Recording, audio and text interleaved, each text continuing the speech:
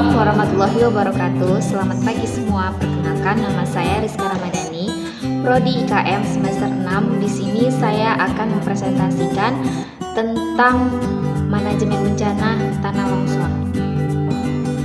Baiklah, gerakan massa tanah atau sering disebut dengan tanah longsor merupakan salah satu bencana alam yang sering melanda daerah perbukitan di daerah tropis basah. Gerakan massa umumnya disebabkan oleh gaya-gaya gravitasi dan kadang-kadang getaran atau gempa juga menyokong terjadinya bencana tersebut. Gerakan massa yang merupakan tanah longsor terjadinya akibat adanya runtuhan geser di sepanjang bidang longsor yang merupakan batas bergeraknya massa tanah atau bantuan. Proses terjadinya tanah longsor. Yang pertama, adanya lereng yang cukup curam sehingga massa tanah dapat bergerak atau meluncur ke bawah. Yang kedua, adanya lapisan di bawah permukaan massa tanah yang agak kedap air dan lunak yang akan menjadi bidang luncur. Yang ketiga, adanya cukup air dalam tanah sehingga lapisan massa tanah tepat di atas kedap air tersebut menjadi jenuh. Selanjutnya, jenis-jenis tanah longsor. Ada dia disebut dengan jatuhan atau faults, robohan atau tropos, aliran, flows, longsor, slide, sebaran, spread. Itu bisa disebut dengan jenis-jenis gerakan massa.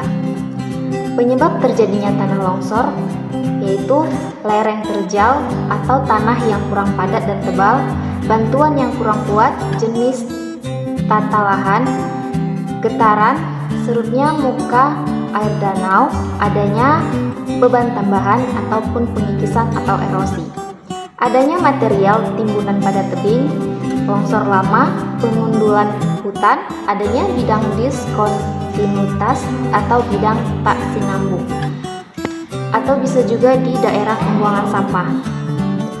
Dampak yang ditimbulkan dari tanah longsor ada juga dia dampak positif dan dampak negatif. Dampak positif terbagi atas 4 bagian. Yang pertama, ketika terjadi bencana seperti tanah longsor, bisa meningkatkan kesadaran diri supaya tidak terjadi lagi penebangan hutan dan memperluas lahan. Yang kedua, meningkatkan kepedulian terhadap korban bencana dan kepedulian terhadap sesama secara umumnya.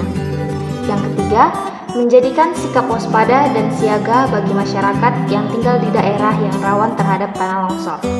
Yang keempat, bisa menjadikan motivasi dan penelitian oleh para ahli geologi apa yang bisa menyebabkan tanah longsor terjadi. Dan ada juga dampak negatifnya. Yang pertama, mengakibatkan rumah-rumah masyarakat yang tinggal di area tanah longsor kehilangan tempat tinggal. Yang kedua, mengakibatkan jatuhnya korban jiwa. Yang ketiga, memutus jalur transportasi ketika tanah longsor menimbun jalan utama. Yang keempat, mengakibatkan perekonomian tersendat di daerah yang terjadi tanah longsor. Yang kelima, kerugian bagi negara karena infrastruktur yang tertimbun oleh tanah longsor. Selanjutnya ada juga usaha-usaha menanggulangi tanah longsor. Yang pertama, jangan mencetak sawah dan membuat kolam pada lereng bagian atas di dekat permukiman. Yang kedua, buatlah terasering. Yang ketiga, segera menutup retakan dan dipadatkan agar air tidak masuk ke dalam tanah melalui retakan. Yang keempat, jangan melakukan pengendalian di bawah lereng terjal. Yang kelima, jangan menebang pohon di lereng. Yang keenam, jangan membangun rumah di bawah tebing. Yang ketujuh, jangan mendirikan pemukiman di tepi lereng yang terjal. Yang kedelapan, jangan memotong tebing jalan menjadi tegak. Yang terakhir, jangan mendirikan rumah di tepi sungai yang rawan erosi. Baiklah teman-teman, sekian dari hasil presentasi saya. Apabila ada tutur kata yang salah ataupun kurang jelas, mohon dimaklumi dan saya ucapkan terima kasih. Wassalamualaikum warahmatullahi wabarakatuh.